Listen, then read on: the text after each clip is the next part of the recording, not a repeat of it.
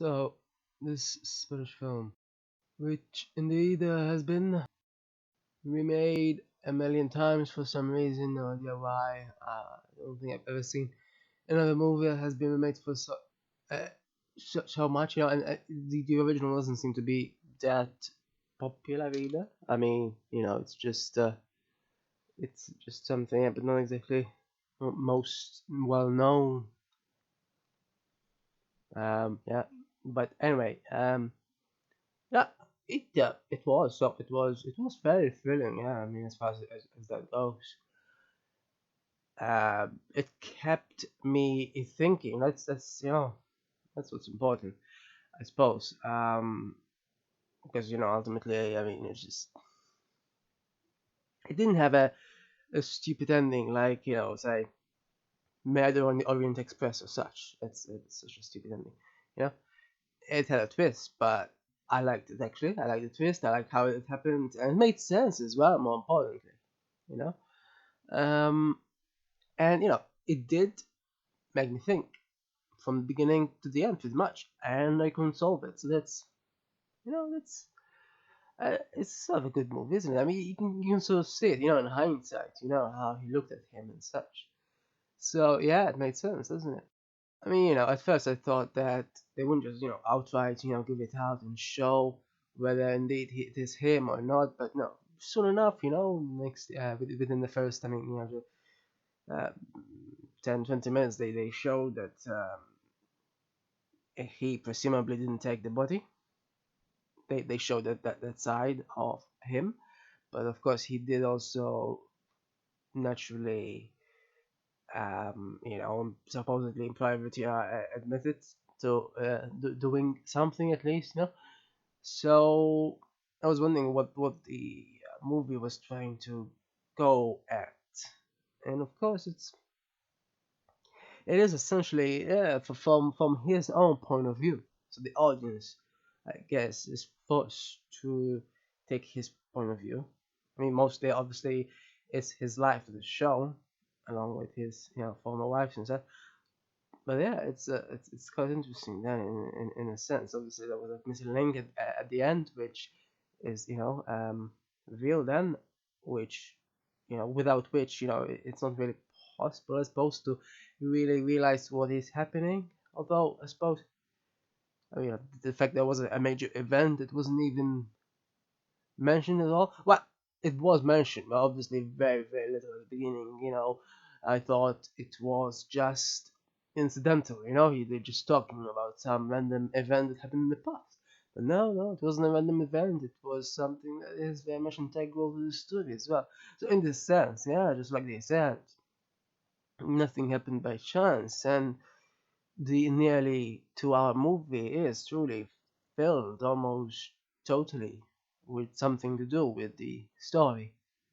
It's not one of those movies which has random things that happen. It's quite interesting. It's also interesting how they differentiated between dream and reality. Like at one point, when he went to sleep and dreamt of that cup, but then the audience then thinks that indeed that cup is real because so many other things happened in the past that seem to hint towards his own past, that the audience just ends up thinking that the cup is real and it's not a dream. Of course, then we're corrected on that. So that's quite a dream reality divergence sort of confusion, which is interesting really. When movies do that, it's interesting. It's very much a psychological thriller, I suppose, at this point. Yeah, and even the fact that he thought he saw a name, and then that name changed and such. I think it could be called gaslighting. Yeah, I think he was being gaslit. So it was interesting. I did notice how he really lost any semblance of control at the point in his life, and then the ending was quite something. Yeah. Um, of course, it still doesn't quite explain how and why. Not so much how, why though, and if indeed the masked man was that old guy, why he'd shoot at. I mean, sure that's illegal. I mean, sure he was masked, so I guess ultimately he would still not be found.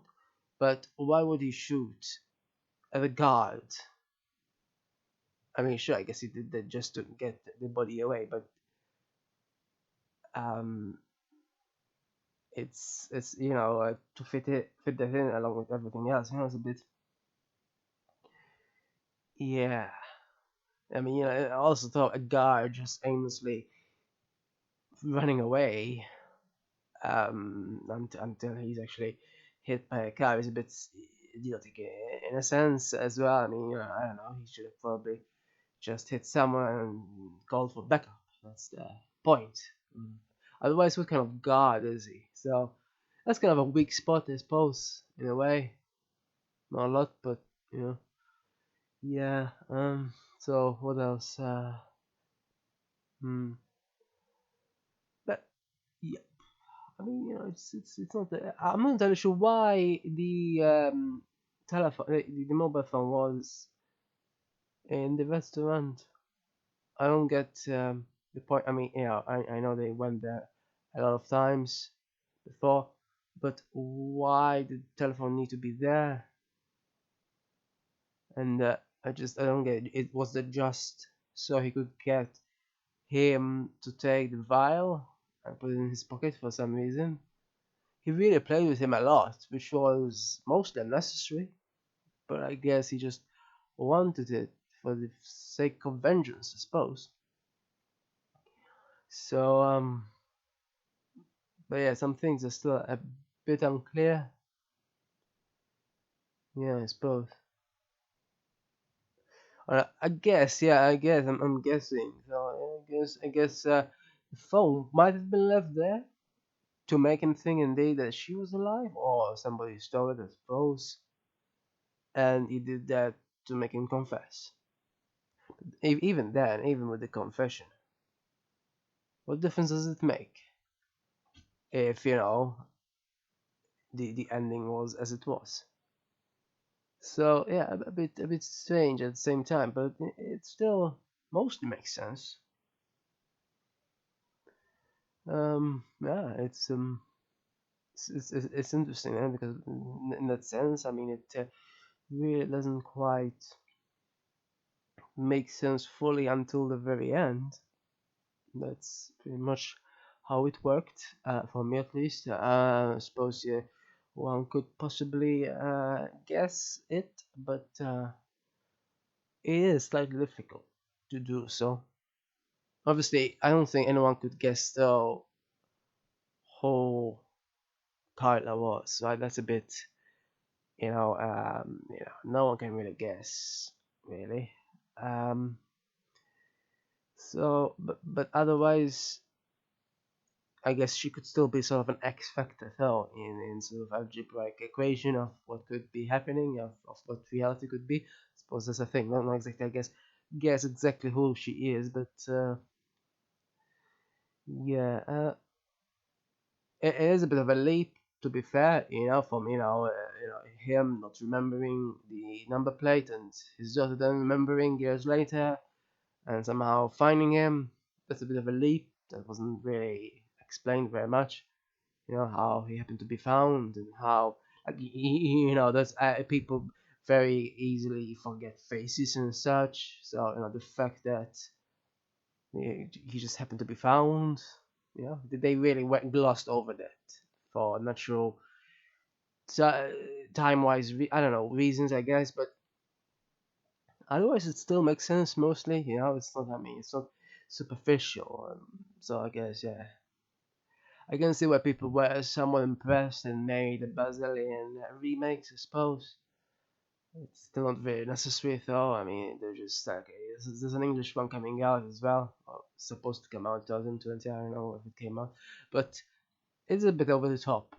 I mean, anyone can read subtitles. So yeah, it was interesting. It was interesting as a thriller. Certainly more thrilling than any Hitchcock I've seen before. So I don't know. Hitchcock doesn't seem to be very, very thrilling to me. I'm not sure why.